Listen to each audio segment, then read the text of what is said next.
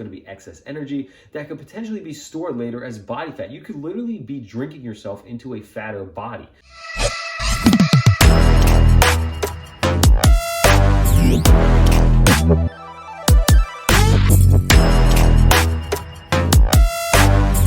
Yo fam, Coach Sam from Strong Gents Coaching, back again with another video for you guys. And today we're going over how we can get healthy and lose weight even in an office setting. So if you have a desk job and you're trying to achieve some weight loss goals and feel better overall, watch this video. Why should you even listen to me, gents? Because I've been a personal trainer for a decade and counting, helping countless people achieve their health and fitness goals. But not only this, I'm an ex-ultra marathon runner, obstacle racer, and power lifter. And I did all this with a rare connective tissue disorder called Ehlers-Danlos syndrome. If I can do this stuff, you can do this stuff. Gents, so how are we going to go about losing weight and feeling better, getting healthier, while having a desk job and being in the office all the time? Now, I've worked with hundreds of people who have a desk job, who go to work, they take like a 45-minute to an hour commute sitting down in the car, they sit down at a desk all day long for 7 to 10 hours, then they sit down in the car again for 45 minutes to an hour and go home, then they sit down for dinner, they sit down for Netflix. They're not moving a lot, okay? And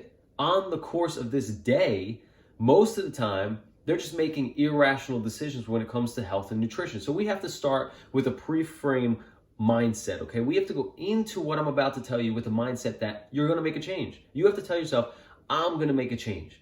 I'm going to prioritize the information that Coach Sam is giving me right now, and I'm going to implement it into my life. Because if you just listen to what I'm saying but you don't do it, you're not going to see any results. And I want you to see the results, okay? So the first thing I have my clients do is realize, like I've worked with a lot of people who think that, they can just get by winging it, but that's not the case, right? So what I want you to do is make a promise to yourself right now that you're going to prioritize these tools and implement them into your life starting today so you can get ahead and reach your goals, feel good, lose weight, and be healthy, right? So pre-frame your mindset. We're going to do this. First things first, if you work a desk job, you have to be way more meticulous with your food, your nutrition, and your diet. If you want to see success, you're going to have to copy some of my clients, okay? A lot of my clients who have seen success while working a desk job in terms of losing weight and getting healthy and feeling better, they're the ones who have prioritized preparing their meals ahead of time.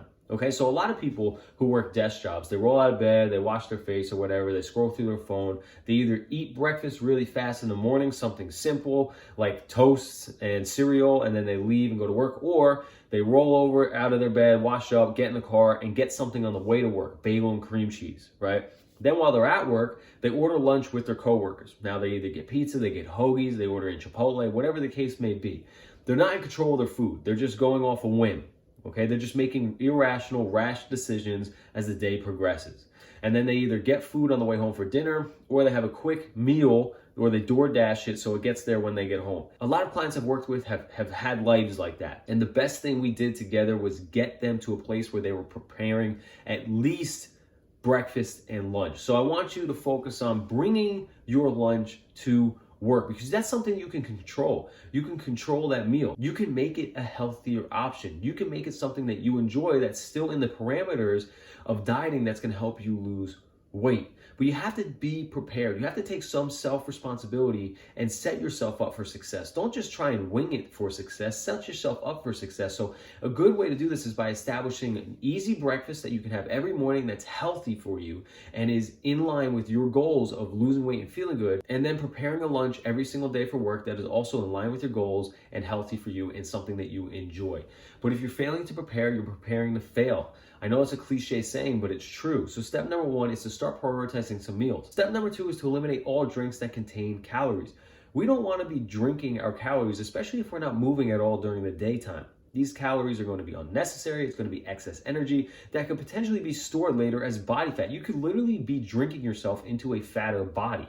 So those high calorie lattes and frappes you get from Starbucks and Dunkin', you got to ditch those. You got to start drinking black coffee, or you can drink coffee with 0 calorie sweetener in it and almond milk. These are options that are lower in calorie but may still make the coffee more bearable to you if you have a baby palate and you can't handle black coffee. Black coffee is fantastic. Start drinking black coffee if you can. A lot more water, less iced teas, less fruit drinks, less Gatorades, less sodas. You can have diet sodas or diet drinks if that's the case. But drinking water throughout the day is going to be great. You can drink flavored water. I don't care what it is, as long as it has 0 calories in it right now, in order for you to stop drinking yourself into a fatter body. Step 1, prepare your food. Step 2 is eliminate all calorie-containing drinks. Step number 3, guys, is buying yourself a step tracker, one of those Fitbit watches. It could be any of them, I don't care, but we need to start to understand how much we're moving a day.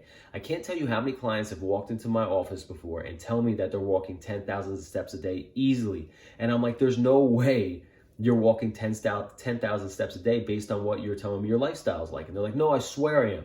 I'm like, okay, well, do you count that you have a tracker? No, I don't have a tracker. Okay, I want you to get one and prove me wrong. And then they get a step tracker and they're at like 3,000 steps a day. It's hard to get steps in when you work a desk job, when you're at an office job, especially if you're also a commuter, because you're in the car for a long time, then you're sitting at work for a long time, and then you're in the car a long time again. So getting a step tracker is really going to show you how active you really are. And if you're between 1,000 and 4,000 steps a day, it's extremely low. We want to be 5,000 and higher.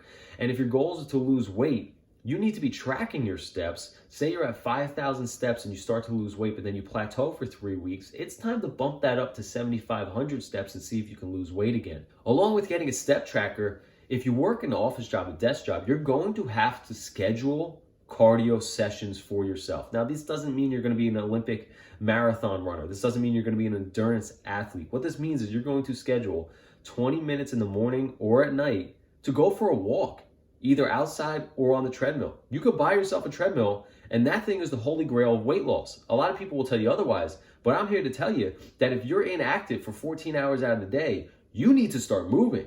A lot of people think that it's just the food, and the food is extremely important, but it's also the fact that people are so sedentary that they don't use any of the energy that is accumulating in their body. I have had clients lose 50 plus pounds just from walking and having the small diet tweaks that we talked about earlier, eliminating all high calorie drinks and preparing most of their meals. I have had clients lose, let me repeat that, 50 or more pounds by following those simple steps. So it's extremely helpful to get out there and walk. Now, I know you're going to have the excuse, oh, I don't have the time, but you do have the time. You're just not prioritizing it. Most of the clients that I've worked with will come in and say, oh, I don't have the time. And then I'll sit there with them and break down their day. And most of the time we find at least 30 minutes for them that they're dilly-dallying, or they're wasting on an episode of Netflix, or they're scrolling through their phone in the morning. My advice to you is to wake up 30 minutes earlier in the morning. 30 minutes early in the morning, 10 minutes to collect yourself, maybe drink a glass of water, and get a 20-minute walk in.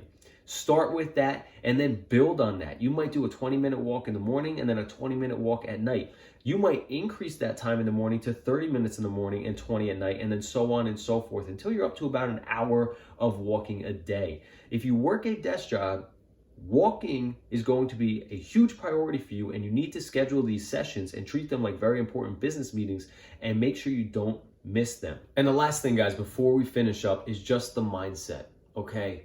You have to start changing the way you're doing things. If you are continuing to gain weight and feel worse and worse, something's got to change. That's a sign to tell you that the things you're doing are not the right things to do to reach the goals that you want to achieve, which is to get healthier and lose weight. So you have to pre-frame your mindset and say, I'm going to start doing these things. There's no more excuses, baby. No more excuses. We've heard them all. I've heard them all over the years of being a personal trainer. 11 years as a personal trainer. You know how many excuses I've heard? And every time somebody finally gives these excuses up, guess what? They succeed. The excuses hold us back from success. You have the time to do it. I'll give my father as an example, okay? My father raised 2 of his own kids and a stepchild. He worked 2 jobs for the entire duration of my childhood that I can remember. And now to this day, he still works 2 jobs.